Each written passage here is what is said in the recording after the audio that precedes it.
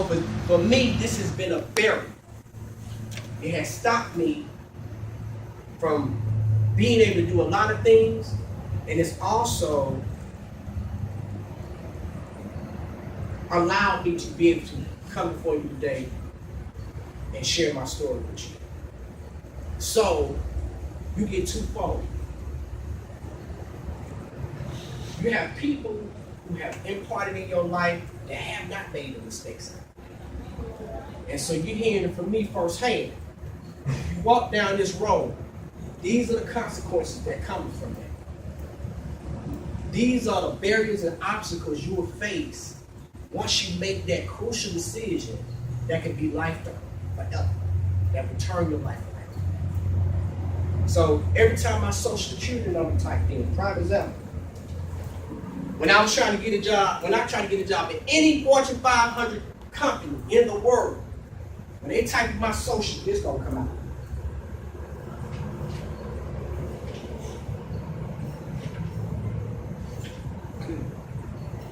So it's against their company policy to hire somebody with my background.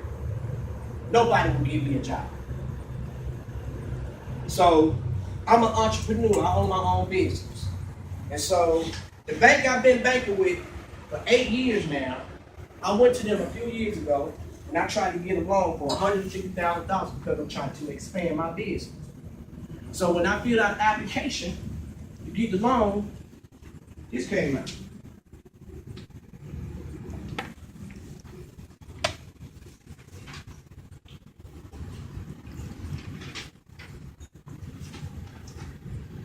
So the bank president said, why would we give you $150,000 when you went to prison for armed robbery? You might not pay us our money back.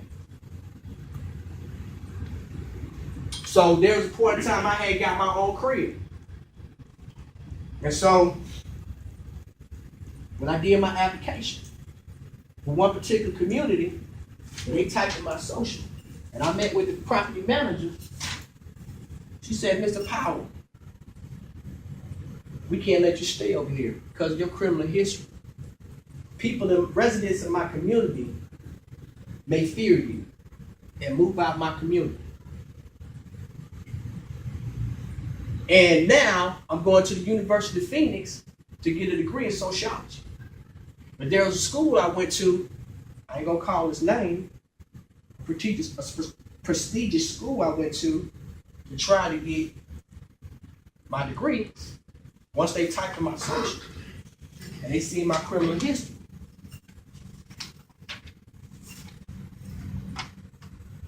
they was like, no, sir. I don't want you in our school. So here I am, black man, with a wife and children, trying to get my life back on track. And I gotta deal with these obstacles and these barriers. So how do you think I feel? I made mistakes. I made some bad decisions and some bad choices. Yes, I did. I admit that. I paid my debt to society when I did them 11 and a half years. But I still got to deal with society hands. So my purpose here today is to make you reevaluate some choices you made, some decisions you may be thinking about doing. Not saying none of y'all are thinking criminalistically or you thinking about doing anything wrong. But what I'm telling you is, you got choices to make in life. And that one decision that you make can be the one that hurts you and sets you back in a way you can never imagine. And sometimes you might not be able to bounce back. I've been blessed. I've been fortunate. God gave me an opportunity to turn my mess around into something where I can be productive and help young men like me. Then where you are. Then when you are. Homeless at 16, got kicked out of school, couldn't go to no schools in Atlanta public schools. Homeless at 18, seen my dad when I was 13. I moved here from Cleveland, Ohio when I was 5. I seen him when I was 13, seen him for 2 weeks. Dude gone. I didn't see him again until I was 31 in the prison environment when I found out about some brothers and sisters I had never met before. Mother was very abusive, showing favoritism to my sibling, my sister, my whole life. Right now today, we still do not have a relationship. Still don't have a relationship. But I can't let those things stop me from providing for my family and doing what I gotta do to be a productive citizen in society. And so whatever challenges you face, whatever things you're dealing with in your life, you gotta make a decisive decision today and figure out what you're gonna do for you. Stop looking for people to give you affirmations or try to make you feel good about who you are. You gotta know who you are. Because I'm gonna tell you something. Your biggest dream killers and people who are not going to support you is family and friends. Stop looking for people approval. You got to find out who you are. Figure out what you want to do. And go after it. It's simple. Even if you got to do something simple to getting up every morning, looking in the mirror and say, hey, dude, Doc, you fly today.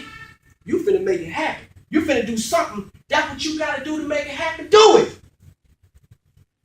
We're tired of seeing young brothers like y'all, not saying y'all in particular, but young brothers make the mistakes I made.